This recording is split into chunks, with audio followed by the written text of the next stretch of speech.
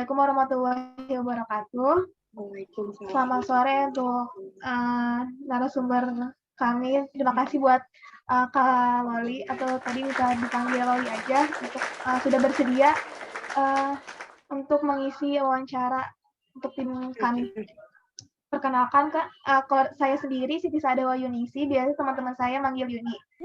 Ini ada rekan saya Santi, Zahra, Taisha, Lydia, dan satu lagi berhalangan hadir namanya Deswita.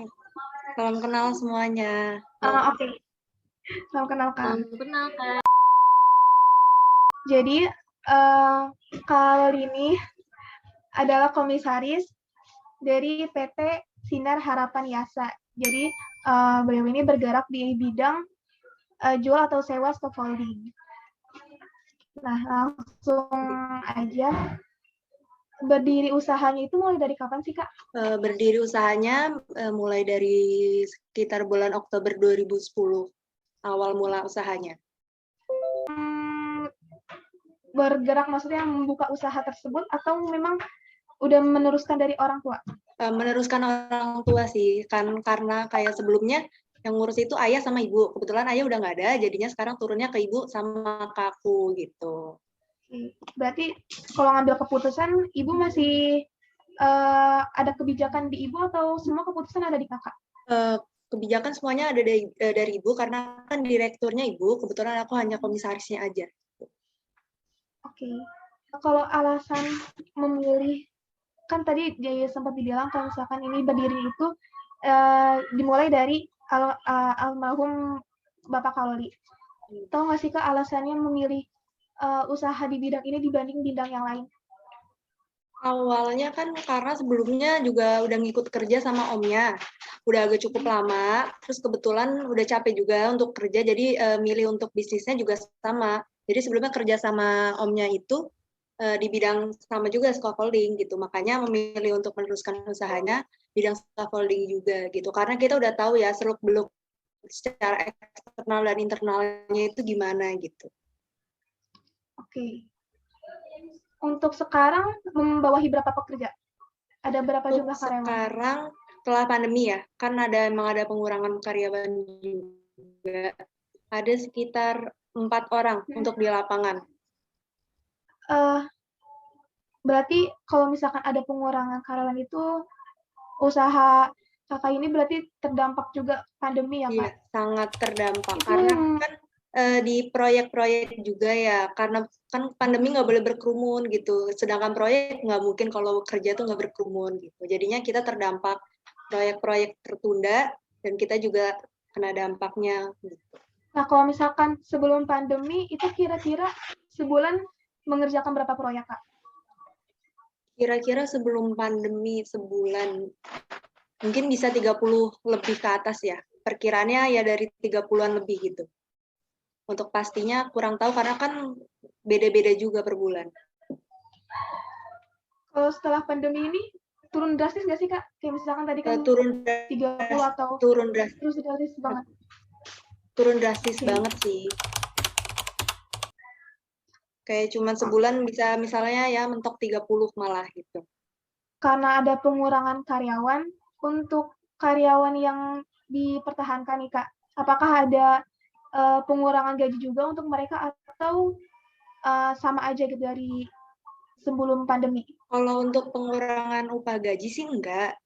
Cuman kayak biasanya kita kalau dulu sebelum pandemi ya, kadang nggak per bulan, enggak setiap bulan juga sih. Kita kayak kasih apresiasi untuk pekerja, kayak kita kasih lebih untuk bonus gitu, baik secara uang atau kebutuhan rumah tangganya seperti beras atau apa gitu. Ini menarik sih Kak, soalnya kan kalau misalkan di luar sana itu kan perusahaan-perusahaan yang terkena dampak pandemi, ada beberapa dari mereka yang mengurangkan jumlah karyawan, ada juga yang tidak gitu, karyawannya tetap dikerjakan. Namun kayak kalau misalkan dipertahankan gitu karyawannya, itu mereka tuh ada pengurangan gaji, dan tadi di perusahaan kakak sendiri itu tidak ada pengurangan gaji. Itu alasannya kenapa sih Kak?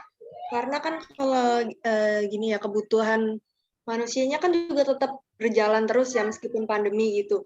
Jadi kita tetap kayak ya gaji kalau bisa untuk kita pertahankan untuk tidak ada pengurangan gitu. Yang penting proyek kita seenggaknya masih ada untuk mencukupi kebutuhan mereka juga. Gitu. Di pandemi kemarin itu kan sempat lockdown, sempat PPKM juga. Nah, itu cara kakak memotivasi diri sendiri supaya tetap semangat gitu menjalankan usaha di bidang ini itu seperti apa?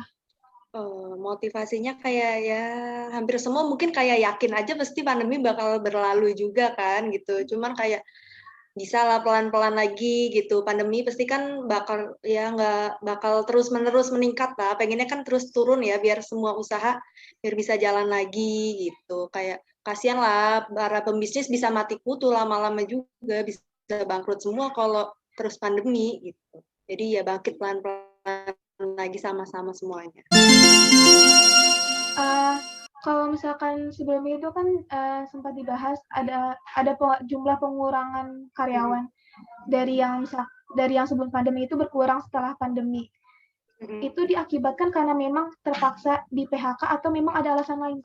Lebih tepatnya ya karena terpaksa juga ya untuk pengurangan karyawan itu adanya pertama kali lockdown yang tahun 2020 awal itu udah ada pengurangan gitu karena kita tahu pasti kedepannya ini bakal jangkanya juga agak panjang gitu untuk mempertahankannya dia di perusahaan juga sulit gitu karena keuangan kita kan pasti bakal tersendat juga gitu. Wow. Iya, benar-benar. Terus ya, gimana cara kakak mengatasi usaha ini gitu di masa pandemi? Kalau misalkan mungkin di bidang kuliner kan mereka membuka jasa delivery online gitu. Kalau misalkan kakak ada triknya sendiri nggak sih kak supaya usaha ini tuh tetap berjalan gitu sebagaimana mestinya di pandemi ini? Paling kayak mengubah dulu target pasar kita lebih ke pasar gede ya, kayak misalnya PT-PT gede kayak pembangunan tol atau gedung-gedung gede gitu. Cuman kalau sekarang kan untuk pandemi yang kayak gitu izinnya yang besar kan pasti susah. Jadi kita kayak yang paling target pasarnya sekarang yang kayak menengah ke bawah juga nggak apa-apa, kayak cuman dia hanya menyewa satu atau dua set gitu. Biasanya hanya peminjaman sehari atau 2 hari gitu. Jadinya yang penting perusahaan tuh terus berputar gitu, nggak harus dengan proyek besar gitu. Oke, berarti tujuan pasarnya itu diubah ya kak? Tujuan pasarnya yang diubah. Sekarang kan udah masa new normal lagi. Dari perusahaan kakak sendiri ada nggak sih kak persiapan khususnya gitu buat menyambut masa new normal ini? Persiapan khususnya ya, kayak ya paling persiapan khusus bangetnya apa ya sama aja sih gitu kayak yang pas sebelumnya cuman kayak berarti proyeknya udah pelan-pelan udah mulai ada lagi banyak gitu barang banyak yang harus dibersihin gitu harus udah siap kerja seperti semula lagi sebelum pandemi. Tips dari Kali sendiri sebagai komisaris itu gimana sih cara atau untuk mereka gitu yang ingin buka usaha seperti kakak atau usaha di bidang lain aja gitu, tipsnya seperti apa? Harus siap.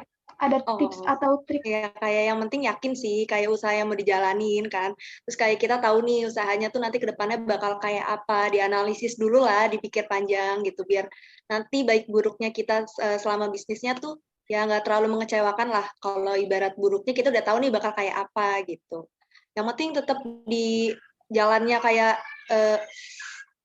kita tahu kita bisa di sini ya udah di situ aja nggak usah yang ya neko-neko gitulah. Berarti yakin sama mempersiapkan planning yang sesiap-siapnya ya kak? Iya, Oke, mungkin kalau dari saya segitu aja. Dari teman-teman yang lain mungkin ada yang ingin bertanya? Oh iya, kalau Li mau tanya boleh? Iya boleh silakan Kakak Zahra. Selain usaha ini, selain usaha yang dibangun ini ada nggak sih usaha lain yang udah dibangun gitu sejauh ini? Atau yang terkena dampak pandemiknya juga? Ada hiburan sih.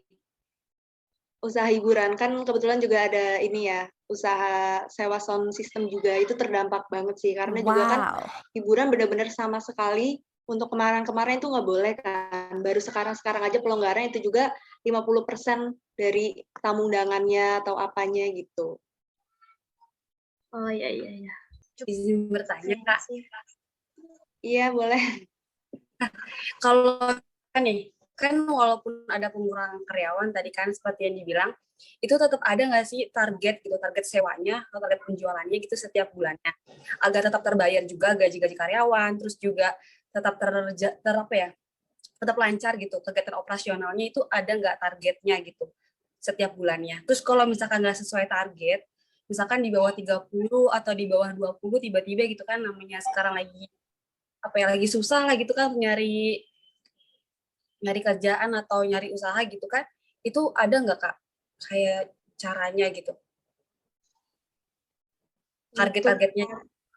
Untuk targetnya ya misal palingan kayak planningnya seenggaknya gitu seminggu deh gitu adalah 10 proyek atau seenggaknya ada proyek untuk setiap harinya order gitu. Jadi kalau untuk pencapaiannya gitu untuk target semaksimalnya per bulan saat pandemi ini nggak ada pastinya banget sih gitu karena ya susah juga untuk ditargetin pastinya kan. Gitu. Kalau misalkan nggak sesuai target gitu ya Kak, itu gimana ngatasi? Sedangkan karyawan juga harus terbayar gitu kan, terus juga operasional juga harus berjalan, itu gimana Kak mengatasinya? Kan kita bergerak di sewa ya, pasti kan nanti per bulannya ada yang bayar gitu. Kita tetap kayak konfirmasi untuk ke si penyewa untuk pembayaran on time selalu gitu. Palingan yang kayak targetnya dari penyewaan itu untuk on time bayarnya aja untuk perputaran operasional selanjutnya. Oh ya, terima kasih Kak. Iya, sama-sama. Oke, mungkin dicukupkan aja untuk wawancaranya. Sekali lagi terima kasih buat Kak Loli. Semoga usahanya terus berjalan, berjaya, makin berkembang, terus juga makin sukses. Amin. Oke, terima kasih Kak. Iya, Terima kasih buat waktunya. Iya, sukses Makasih, selalu ya Kak. semuanya. Waktunya. Iya, sama-sama.